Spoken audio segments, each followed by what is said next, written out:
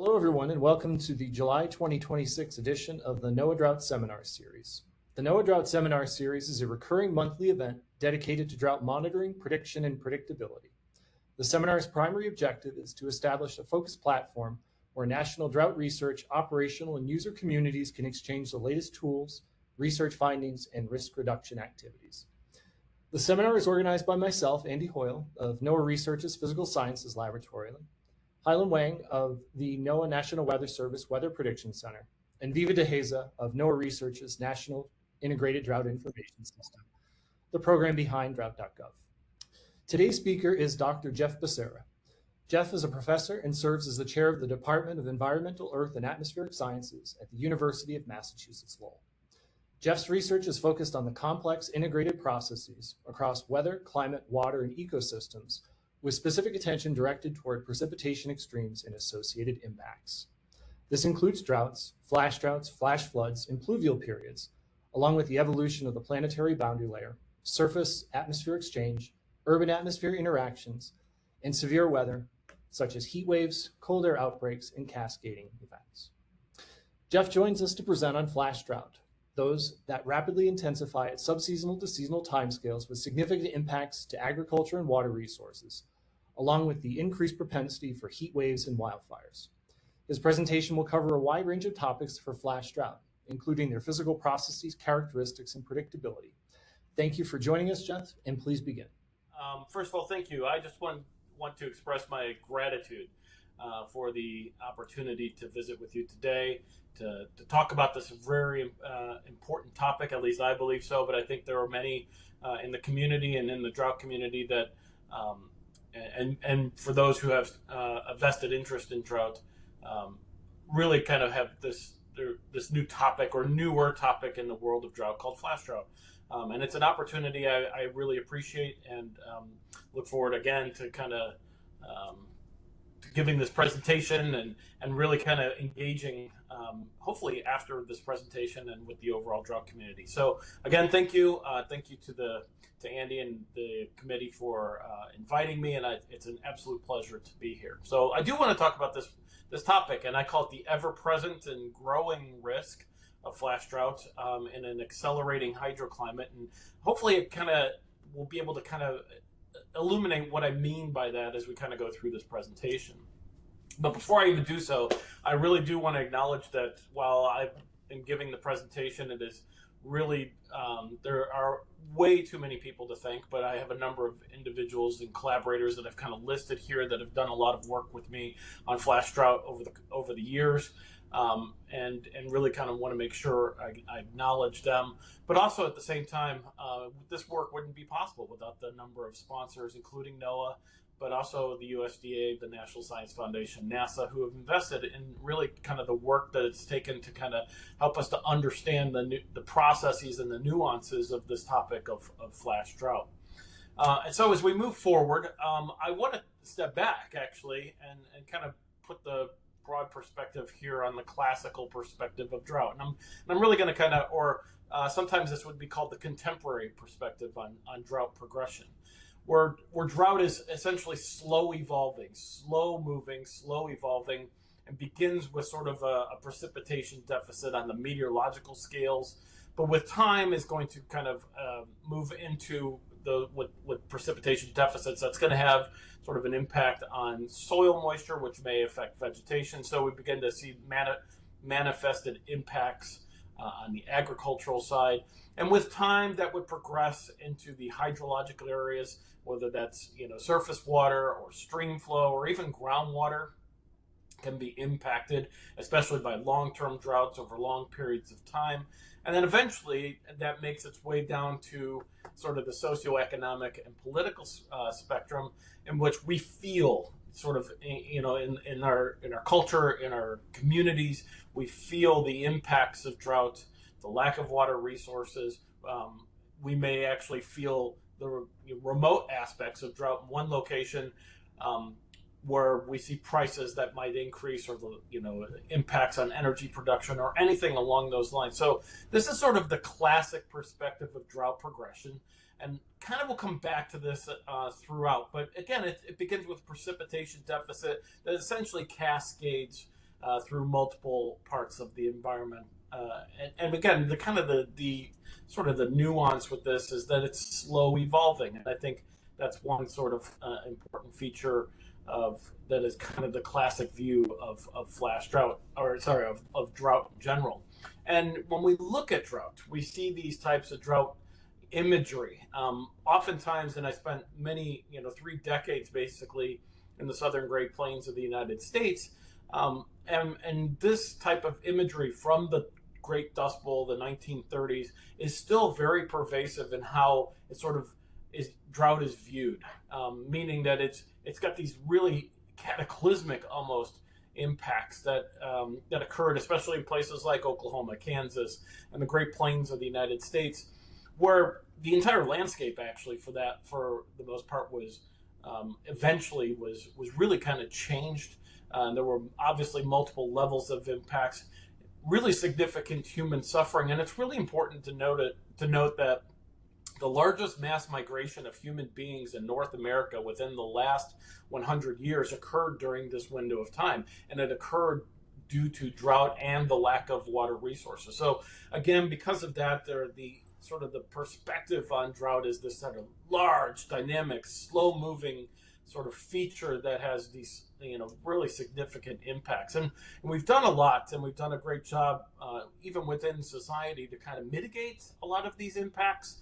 But also at the same time, drought is different. And again, this is kind of just looking at the long-term, climate for the state of Oklahoma. And this window here, the 1930s, represents the significant Dust Bowl conditions of the 1930s. But it's interesting to note that there are other periods where there's below normal precipitation that doesn't necessarily have the same types of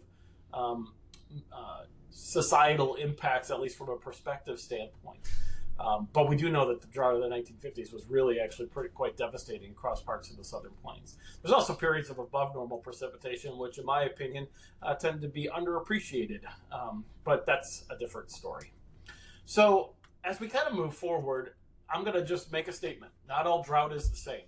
And even when you look at some of the long-term classic droughts like the Dust Bowl of the 1930s and compare that to the 1950s, the dynamics actually of those drought periods are pretty different. But it's important to kind of think about even though I think there are many kind of visions about what drought is, what's simply true is not all drought is the same. And I would actually make the argument that pretty much every drought has its own defining characteristics. So let's talk about this topic of flash drought.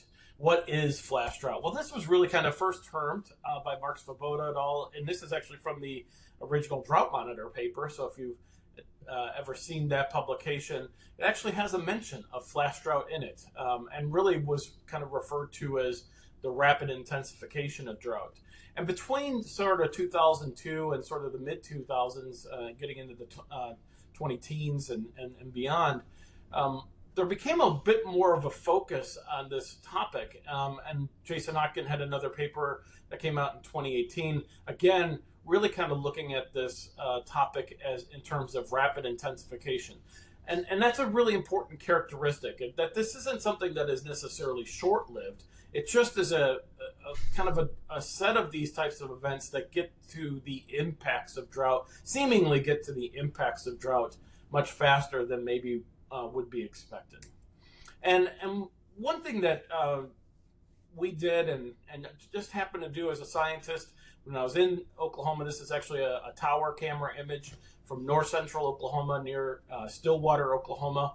And it was just looking out over a grassland. And I was working with an ecologist at the time, and he wanted to put these cameras up at a number of our stations just to kind of to see how essentially the landscape changed. And I jokingly said to him, "So you really want to put up cameras to watch the grass grow?" And he basically said, "Yes, let's do that." And so we did. And this camera happened to put up in early 2012 at this location, and I happen to think that was one of the more brilliant decisions that we made, because it captured this landscape on the left here and on the 1st of July in 2012, and then this otherworldly landscape about 30 days later. And really, this was a dramatic change to the entire ecosystem as the great flash drought of 2012 expanded into this particular region, as it expanded across most of the central portion of the United States. And it really did have a pretty definable and in some cases devastating impacts because of the cascading fires that occurred on the backside of this rapid intensification and really rapid transition of the ecosystem. And so flash drought is a little bit of a different term, and I once had somebody tell me that flash drought is an oxymoron, and I thought, you know what, that's absolutely right, it is an oxymoron. But I will say that it can be compared to other things. So, for example, if you've ever seen the movie Zootopia, you know that this particular creature's name is Flash. Just happens to work at the DMV, and which is also in itself an oxymoron. But if you know the story in Zootopia, Flash isn't exactly the fastest moving creature. But what you find out at the end, and that would be sort of the contemporary drought analogy, but what you find out at the end is that Flash actually has a speeding problem. And that is kind of the characteristics of flash drought, is that it kind of gets there a little bit faster than you would expect it, and maybe faster than what's desired by the larger community. So if nothing else, you can kind of take that analogy away of what flash drought is kind of like. But of course, when you're an agricultural producer and you're standing in the middle of the field like this individual is, and with the tools we have now, I mean, it's important to kind of be thinking about this, because certainly one of the big impacting factors of flash drought is what it does on the agricultural side. And so what are the drivers of sort of flash drought as it kind of gets to drought and the impacts a whole lot quicker? Well, first of all, I want to make this statement as clear as possible. Flash drought is still a lack of precipitation in almost every case. Now, there are always exceptions to the rule, but flash drought itself is on the first order, almost always still a precipitation deficit driven condition. And I want to make that point clear because I think there's some confusion sometimes that this is like some new type of drought. It's still a very important characteristic that there is a lack of precipitation that's associated with these types of events. Now, coupled with that is usually a very hostile atmosphere, hot, dry, cloud-free, windy, and so almost like there's a phasing. Now, you sort of need that to have a lack of precipitation, but not always. And so when you do get these kind of overlapping conditions, especially on the atmospheric side, that kind of begin to centralize and remain quasi-permanent over an area, that can lead to quick drying surface conditions for both soils and vegetation. And this doesn't necessarily happen over the course of days. This does happen over the course of weeks, but it is much faster than the typical manifestation of drought that tends to happen over the course of months and even longer. And so it's important to kind of think of flash drought as sort of that in between. It's not really a weather event, and it's really much more of a subseasonal to seasonal issue, as mentioned by Andy a little bit ago. And what is also important is that because there's sort of the recognition that there is this type of feature that happens, there have been a lot of metrics, as we do in the drought community, develop a lot of metrics. But there's been a number of metrics that have really specifically been developed in recent years using a combination of these variables to try to capture, can we capture these events as either they're unfolding or in the past, and maybe more importantly, as from a predictive sense for the future. So again, the impacts of flash drought on the back end of when one of these events happen, it really gets us to drought a whole lot quicker. So we see a rapid depletion of near surface and root zone soil moisture, which has obviously significant impacts usually on agriculture, and of course, excessive moisture stress on ecosystems. And that's really important when we think about some of the other impacts of flash drought. It's not just in the agricultural sector, and hopefully by the end of this, I'll be able to convince you that these impacts also have moved into other areas of the ecosystem, and specifically sort of leading on the back end to an enhanced risk for fires, but also on just overall water resources. And of course, again, but the biggest one is sort of that significant yield loss in agricultural regions. And we feel the effects of flash drought, maybe more so here than just about any particular location. So back to flash drought identification. So I'm going to throw a little example to you. And these are two scenarios of precipitation accumulation through the year. Case 1 and case 2. Now, as I like to do as an academic, when I'm teaching, I take away all the other identifiable features and information. So on the left-hand side, you'll see that you just have the dates and this accumulation, but you don't have any idea of how much accumulation has occurred, or where this occurred. But I want to point out that in both of these cases, there's precipitation accumulation that's been going on. In some cases, when it kind of goes more vertical like this, that is sort of adding on to that accumulation rather rapidly. But when it flatlines like this, that tends to be a long and enhanced dry periods. And one of the questions that when we look at these sort of time series and think about the issue of flash drought is, when you just look at a precipitation accumulation time series like this, can you actually see a flash drought happen? Again, first order is precipitation deficit. These flatline areas are, by definition, long periods of a lack of precipitation and precipitation deficits.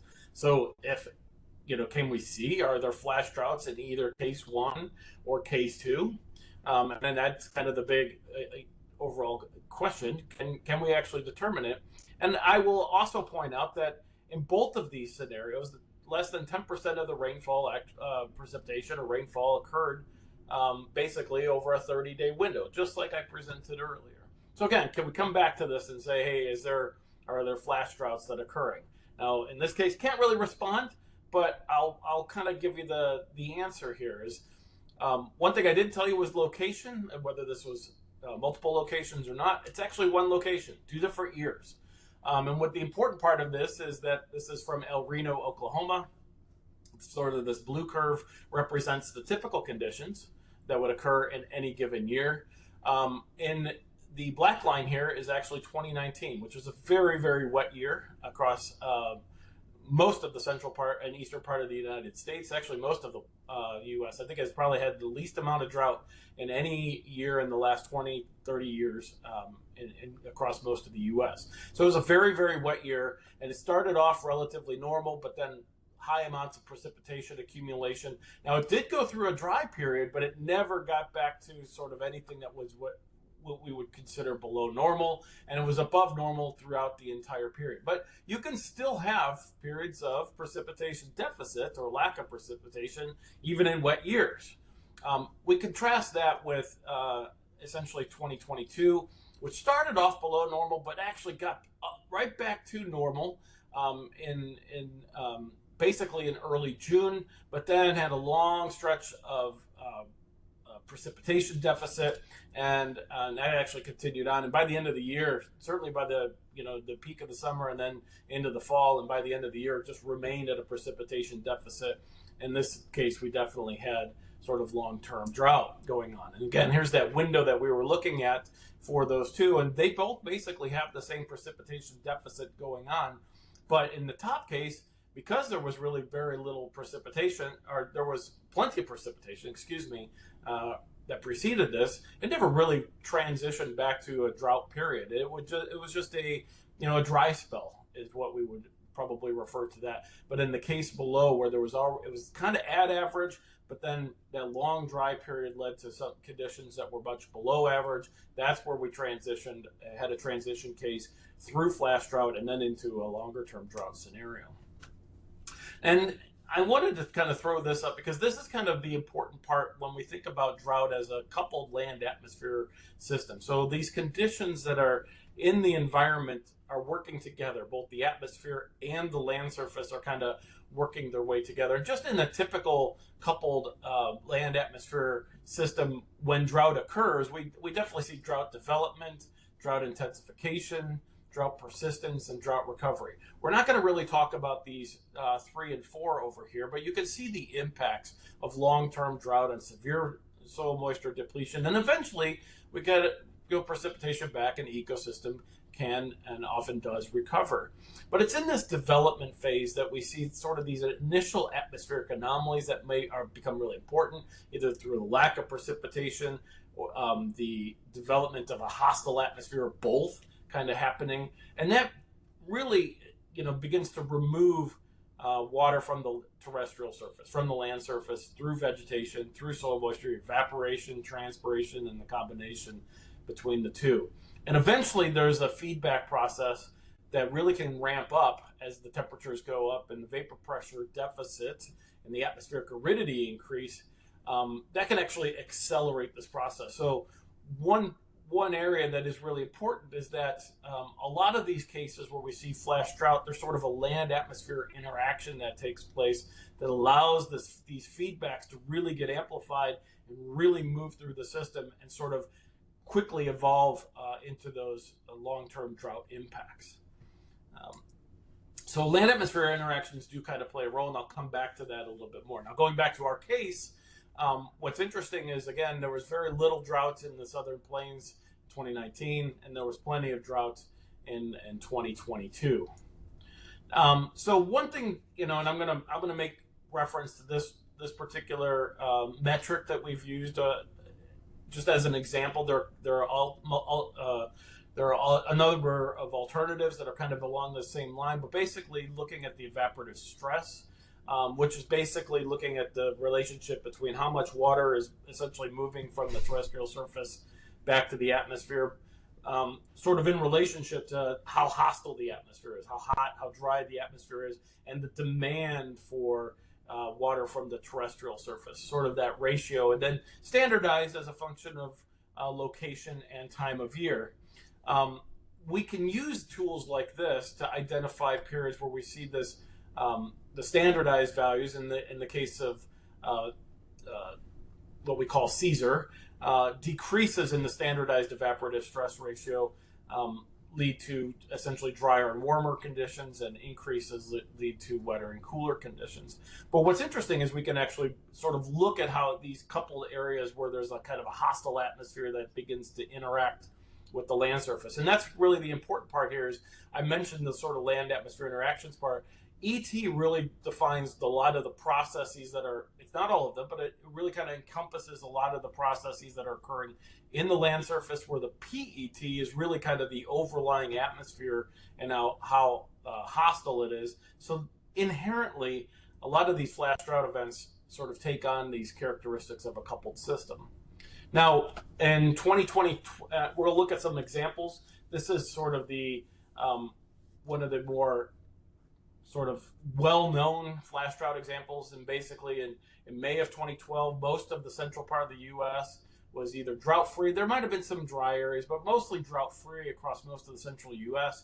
However, by essentially midsummer and getting into the sort of the wintertime period, the fall periods, drought had expanded, and in some cases had reached exceptional drought conditions across large areas of the central part of the U.S. with severe drought, certainly extending across basically the entire width of the central portion of the United States. What's also interesting is that it didn't just all happen at once, and this is kind of from some of the work that was done on this particular case. Going month by month, you can kind of see the red pixels represent where sort of rapid intensification of drought happened in each individual month. And it sort of had an epicenter, and a lot of these cases do. They have an epicenter. We see them kind of evolve from a sort of a centralized location, although sometimes they kind of all happen a little bit more spontaneously. But in 2012, we actually see an epicenter that begins over Kansas, and then begins to spread north and east and south from there, and eventually off towards the northeast. And eventually, the entire region is sort of encapsulated by flash drought as we go in through the months of August and September. And it's kind of interesting. You see some of these pockets that were initially resistant to drought kind of rapidly intensify later in the year, but you see this rapid extension, basically, especially in May and June and into July, of just flash drought basically taking off across most of the central part of the U.S. And this is not atypical. We definitely see sort of like, it almost spreads sometimes like a wildfire, and that gets back into the potential for these land-atmosphere interactions to sort of be fueling processes, especially on the fringes of places that have already gone into drought. And we see this by looking at a number of different locations, sort of north-central Kansas, which is where it began.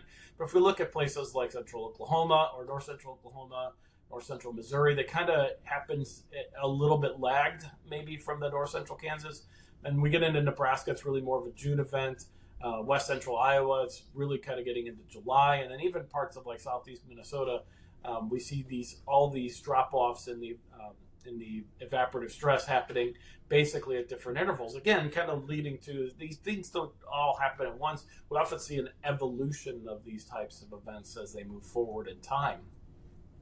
I'm going to look at another case, and this actually is not from the U.S. This is actually from Russia. This particular event is a well-known event because it had a catastrophic heat wave with it. And it's often referred to as the Great Heat Wave of 2010 in Russia. It's not often referred to as the flash drought of 2010. But what is very interesting is that because of the inhibition of rainfall sort of on the front end and the enhanced evaporative demand, it went into flash drought conditions.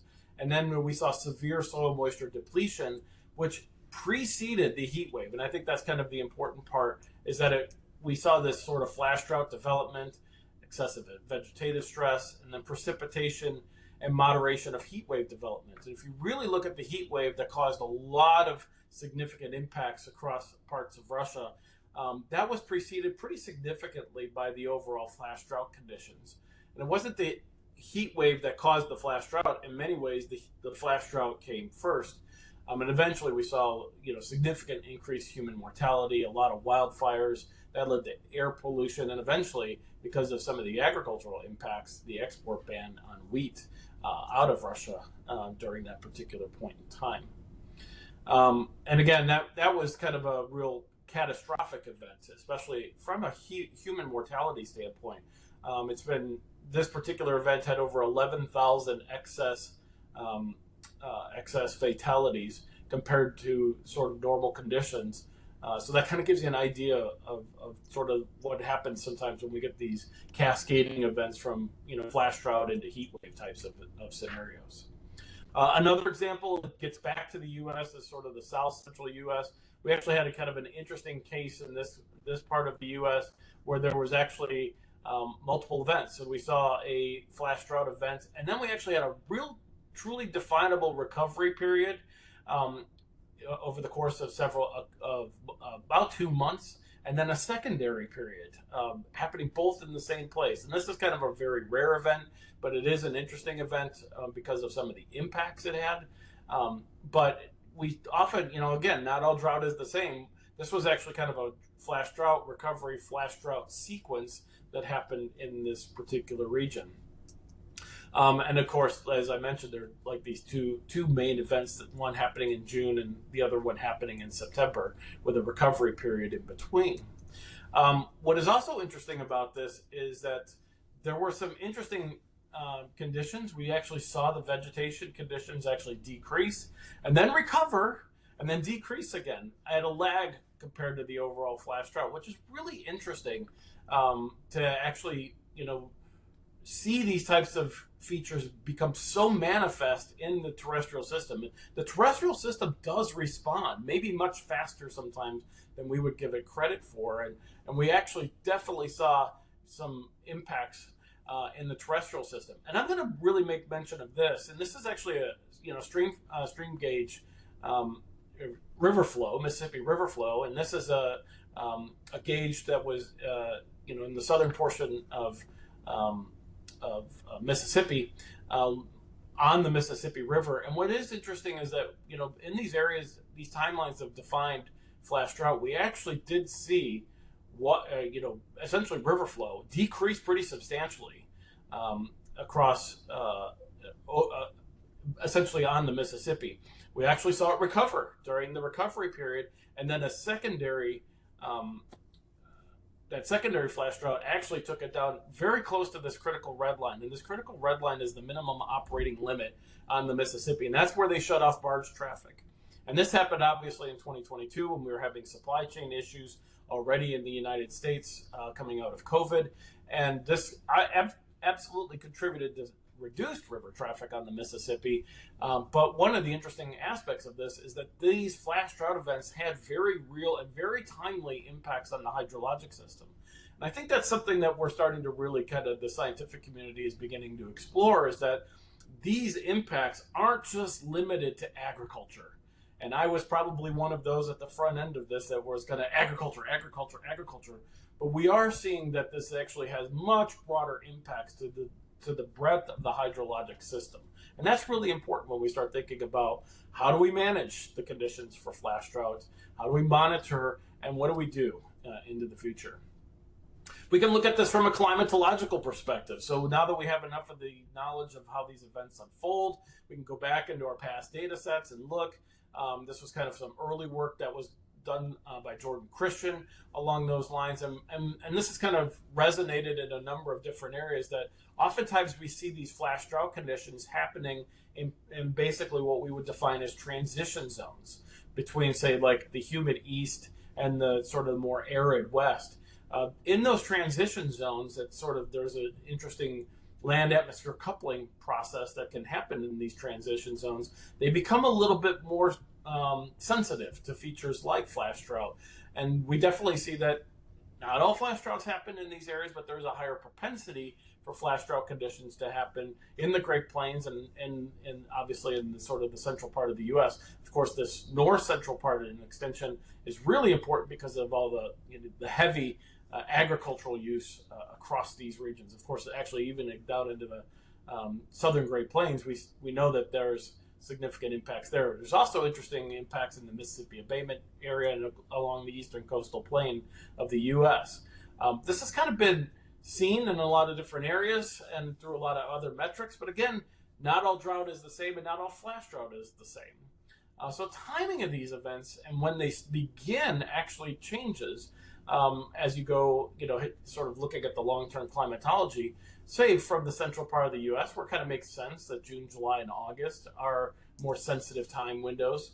But when we head to the Northeast, it's actually sort of July, August, September, in the Great Lakes and the Northeast that are more susceptible to these types of events. In the West, it's actually, you have to think about it, but some of those conditions are a little bit earlier in the growing season.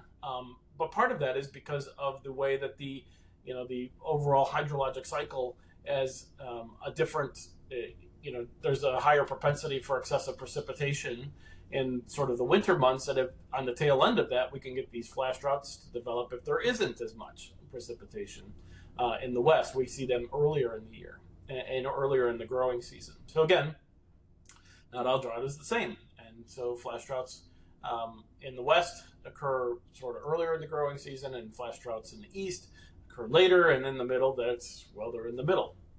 Looking more globally, some of the work that's been done by, really led by Jordan Christian, really kind of pointed out and supported by other studies as well, has really kind of shown that we get these flash drought conditions in a number of locations, and then we think of them as being pretty significant in the central part of the U.S., but there are other places that seem to have a much stronger signal. And there's really kind of an enhanced signal for sort of land-atmosphere coupling when we think about this and when we look at this. By the way, these black boxes also are areas of more profound agricultural areas in the world. So those are kind of really important areas for agriculture. When we do go to the north, we also can see that blocking highs play a real important role in driving sort of flash drought conditions. And then the other part of this is we also can see monsoon timing. So if the monsoon's late, the atmospheric demand goes up at a time when we would be expecting precipitation, and that can lead in itself to rapid intensification of drought in those areas. So there's maybe a complicated mix of drivers that can happen when we start looking more globally at these types of events.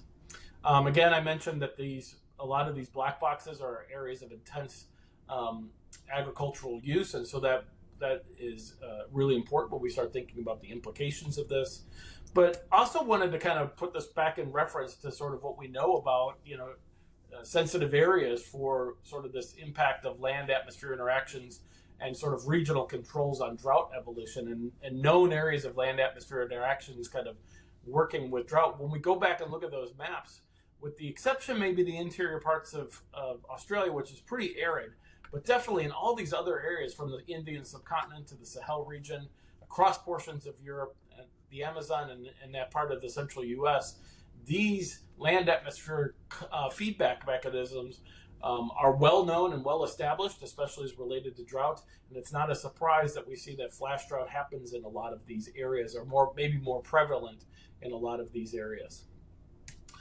When we look at flash drought conditions and timing, again, there are specific, as we look regionally, and I won't get into all of these different locations, but the timing is different of when they occur at different times a year. In a lot of cases, that's because of the overall precipitation processes that are sort of dominant in these regions, and then the lack of precipitation that may actually occur because that may help drive a lot of these flash drought events. And again, the northern hemisphere generally have their highest frequency in the middle of the warm season, and obviously typically the same. So we see some opposite types of trends on sort of hemispherically, but then also regionally.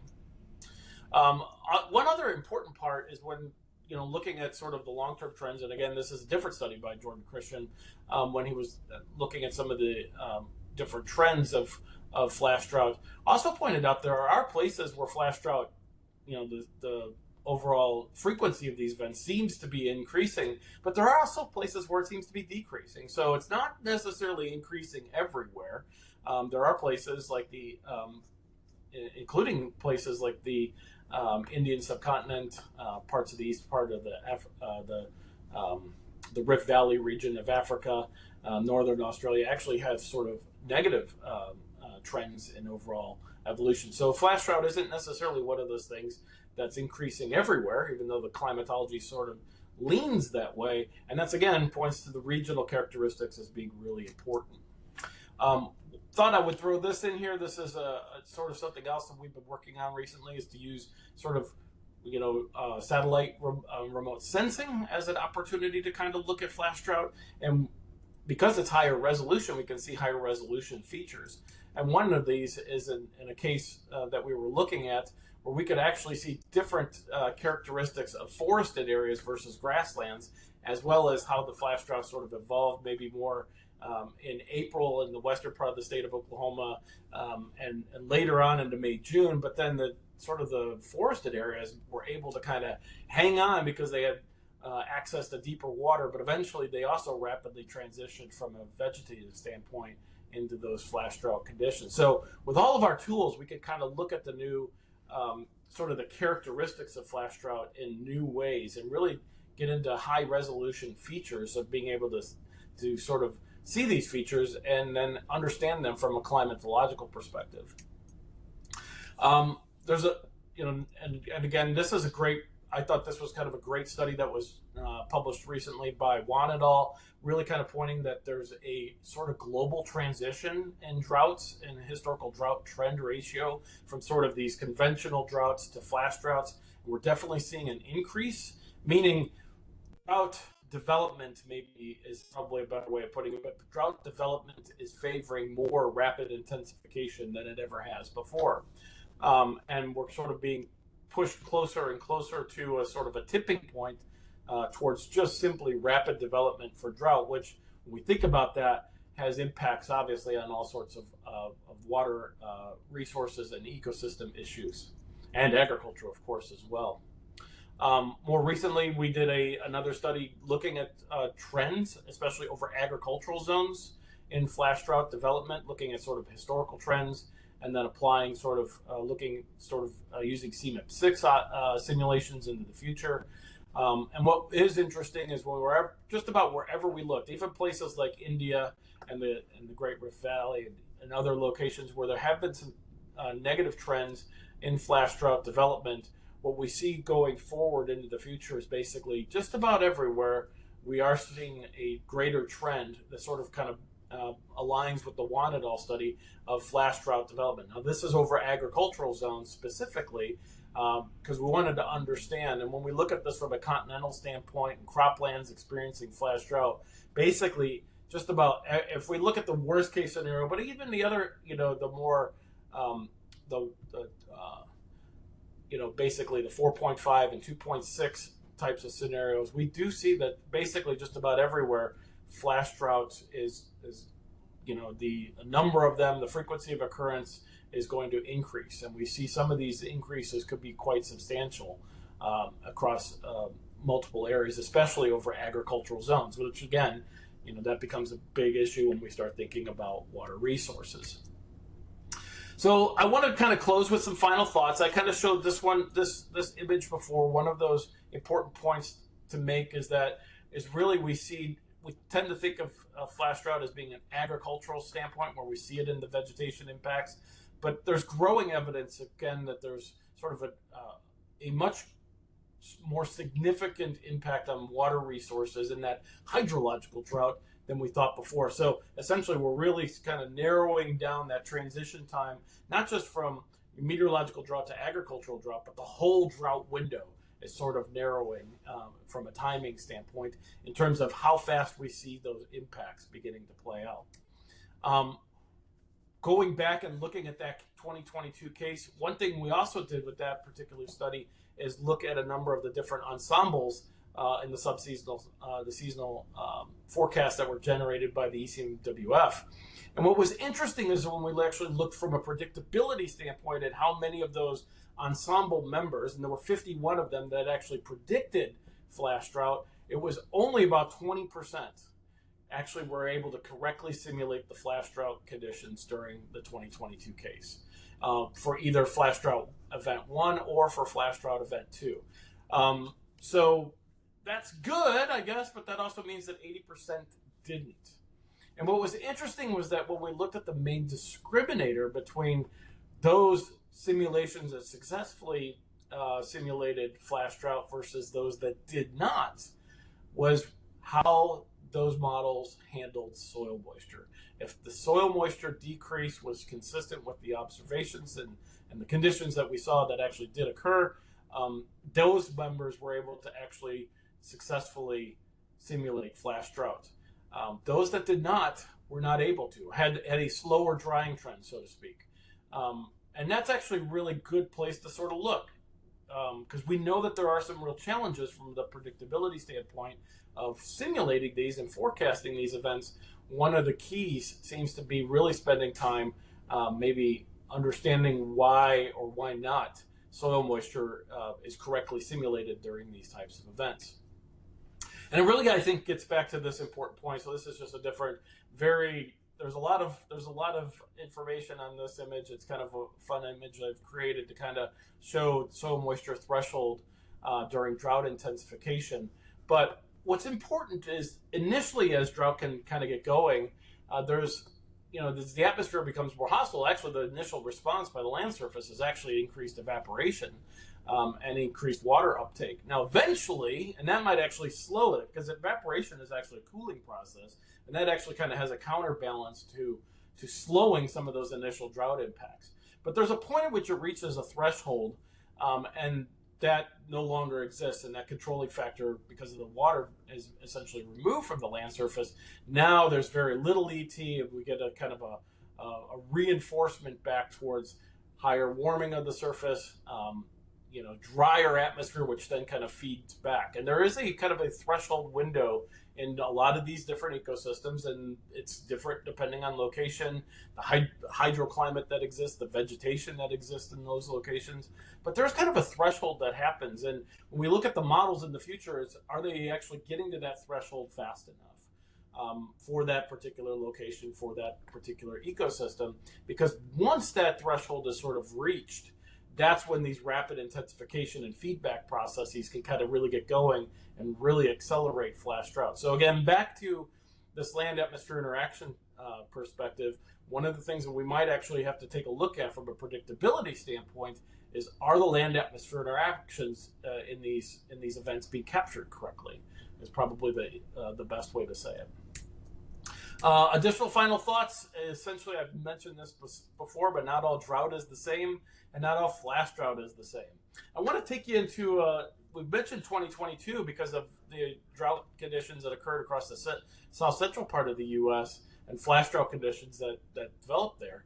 but haven't really mentioned what happened in the Northeast. Now, what's also interesting is 2022 also had really extensive drought conditions across Asia, but also Europe as well. And then there's this little pocket, all of these large-scale droughts, and then there's this little pocket that basically happened across parts of the Northeast. And what was interesting was that it was rapidly developing. If you just look at the drought monitor from essentially southern New Hampshire, what's interesting is that it was rapidly developing, and it was relatively short-lived in that it was basically gone in about 4 to 5. It lasted only about 4 to 5 months. But what is really interesting is when we start looking at the data and the resources, is that this is actually a well in near Concord, New Hampshire, in south central New Hampshire. What's interesting is that it was in April. It was basically near the maximum value of the well, this groundwater station, and within just a couple of months had actually decreased and dropped by a total of over 12 feet, essentially 10 to 12 feet, which is several meters in groundwater depletion over a relatively short window of time from a feature that doesn't seem to have this huge impact like some of the other ones. And that's interesting. And when we look for this particular case at a lot of, all across New England, when we look at stream flow, what's really interesting is sort of, this red line kind of denotes the 20th percentile or slightly below maybe the 25th percentile of stream flow. All of these locations sort of in April and May had stream flow, actually this is May, had stream flow that was at or above normal for that time of year, but then rapidly decreased to well below normal. And these are all individual gauges across the region. In this case, there's, I believe, there's several hundred gauges actually when we look at the six states that are involved here. And a lot of these gauges went to well below the 20th percentile, and many of them approached the 0th percentile, meaning they got to the lowest, basically almost zero stream flow, but also at a place in the climatology that hadn't been recorded at that particular point in time. And it happened pervasively across the entire region. And what's interesting about this is it occurred during a massive green up of vegetation across the Northeast, which sort of is counterintuitive. We expect to see the vegetation actually, basically become water stressed and sort of become, basically go through a period of browning, not greening up. And yet when we look from May to June through July, eventually we start to see some of this in August, but we still have large areas that have above normal vegetation impacts at a time when the stream flow and groundwater is rapidly decreasing.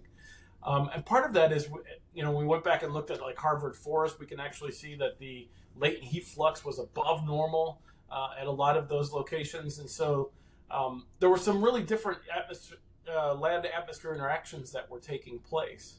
What's interesting is that we've seen a couple of other events. 2016 is here. We saw a very similar event in 2016. We saw another event in 2020 where we see these kind of impacts that are happening in the stream flow and in the same type of window where we go from a well above normal to well below normal in very short windows of time when we have drought conditions in the Northeast. And at the same time, the vegetation is not showing any effects of those droughts, but the groundwater and stream flow are. And so this really gets into a different dichotomy in this particular region, that we don't see the evaporative stress types of impacts that are happening, but we do see the water resources responding almost immediately, both at the surface level and even in the groundwater, and significant groundwater depletions, which really gets to the point that the impacts in that area are considered in the Northeast might be different, and we need to be thinking about, when we define flash drought, what are we really looking at in terms of the hydrologic cycle as a whole versus this sort of progression that we tend to use in the drought community. So again, not all drought are the same. Flash drought events represent sort of this rapid transition of drought conditions. They're not necessarily short-lived, although they can be shorter-lived. The agricultural sector is definitely, particularly vulnerable. But there's growing evidence that the hydrologic drought and overall water resources are also significantly impacted by flash drought development. And so response and mitigation time are reduced during these events, which means if we're not on top of it, find yourself in a water deficit much faster than you might otherwise be considering. And unfortunately, as we sort of look to the future, we do see that these types of events are going to kind of increase in scale from local to global, and that's going to continue to threaten food and water security, especially during the warm season, and not just in the U.S., but really on a global scale. And so with that, and of course, obviously, that there are challenges that exist with flash predictability, and that kind of gets not only into being able to simulate precipitation correctly, but these sort of land-atmosphere interactions that happen in the interactions between soil moisture, evapotranspiration, and other processes. And so with that, sort of final thoughts. Sometimes we think about drought as in terms of the hydrological cycle, where we begin with, we have rain, but then it stops raining, but we really don't care, right? It's nice weather, but eventually sort of drought sets in, and it takes a while before that actually is observed by us humans. And then there's, we get into concern and panic well after the water resources are kind of already gone. One of the interesting things about flash drought is this kind of the hydrological cycle related to conventional drought, but it's really in this window that flash drought becomes really important in that apathy to awareness phase. And so one thing we should all be doing when we think about drought and drought processes as related to flash drought is shrinking this window from awareness to sort of after the rain ends, and really be thinking about what could be on a much faster time scale as these sort of flash type conditions become more prevalent. And so with that, I will end here and open it up to questions and turn it back to you. Thank you so much, Jeff. That was fantastic, and we have what is shaping up to be an outstanding question and answer session that Hyland will moderate.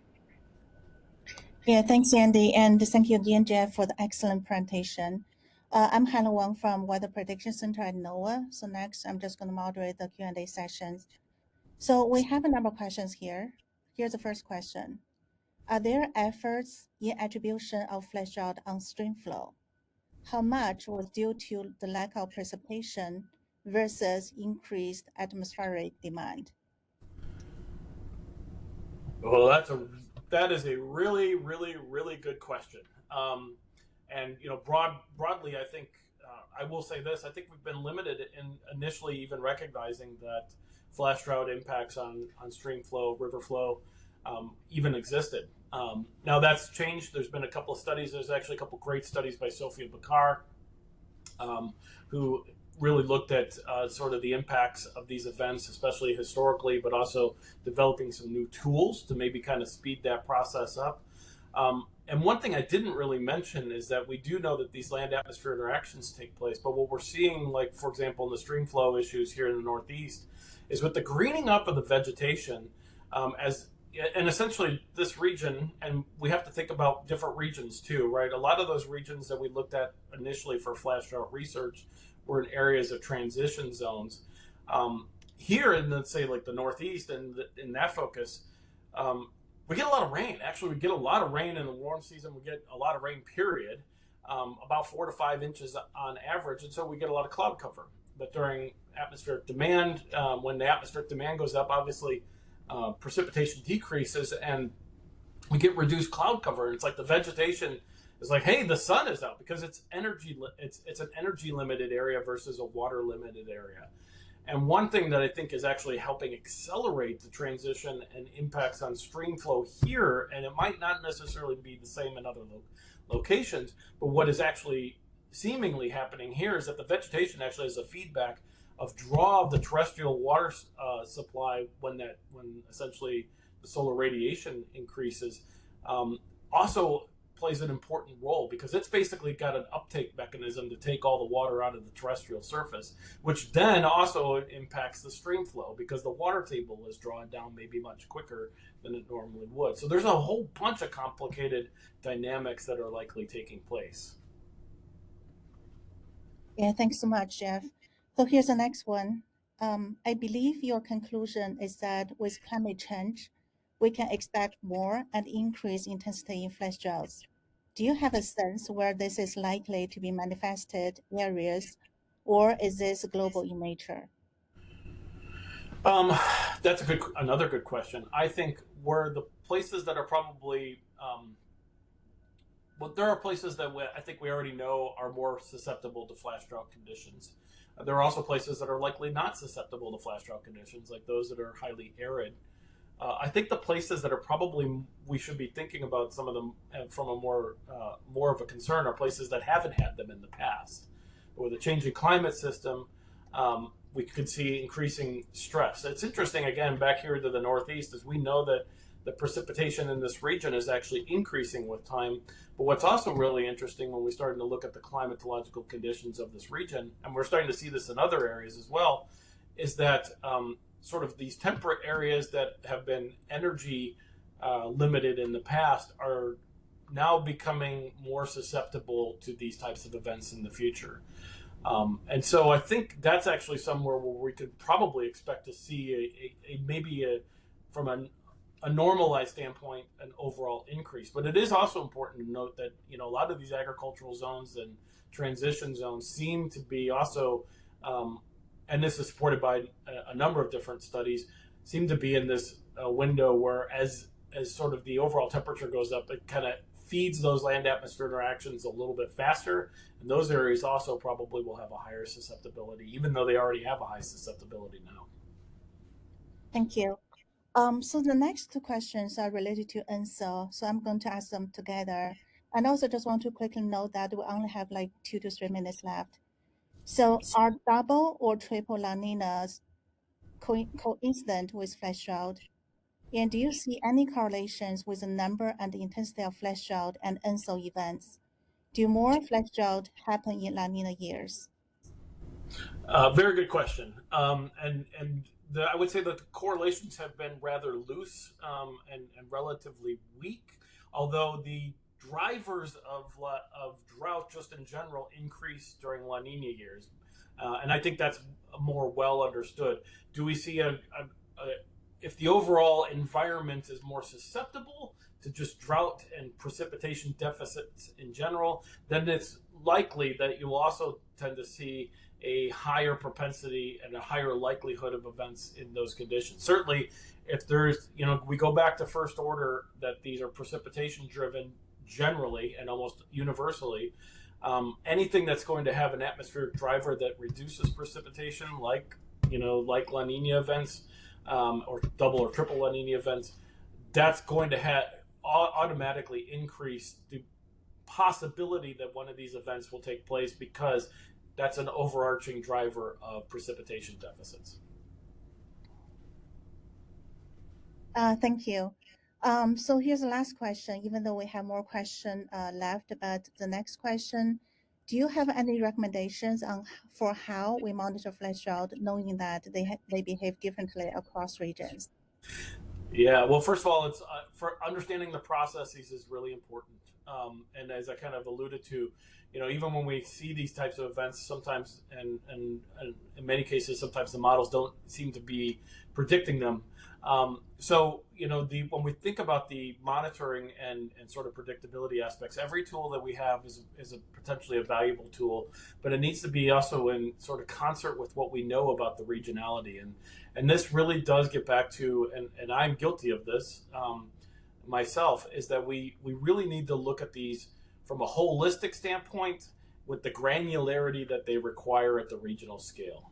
Because a lot of these, and that's why it's good that when we have different regions, people looking at knowing and understanding the dynamics of these regions, when we sort of separate out, essentially the subsections of the U.S. and other locations around the world, it's good to think about the regionality of these types of features, because again, not all droughts are the same, and the processes that lead to flash drought development are going to be different from one location to another.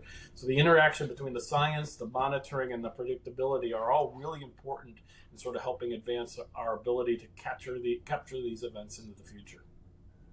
Yeah, thanks so much, Jeff.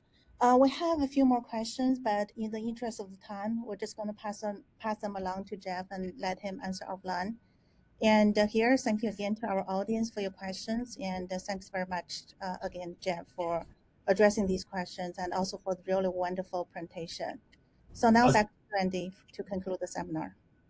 Thank you very much, and thanks, Jeff, for presenting today, and thank you all for attending the July 2026 edition of The NOAA Drought Seminar Series. The next seminar of the series will be on August 10th, 2026 at 1 p.m. Eastern Time with a presentation by Dr. Tim Brown of the Desert Research Institute. Tim will present on fire weather. You can register through the link in the chat or via the NOAA Drought Seminar Series webpage. Again, we welcome your feedback. Once the seminar ends, a short survey will appear where you can give feedback on this seminar and the seminar series as a whole. You can also reach us via email on the email address on this webpage. Once again, thank you very much for attending, and we hope to see you all again next month. Goodbye.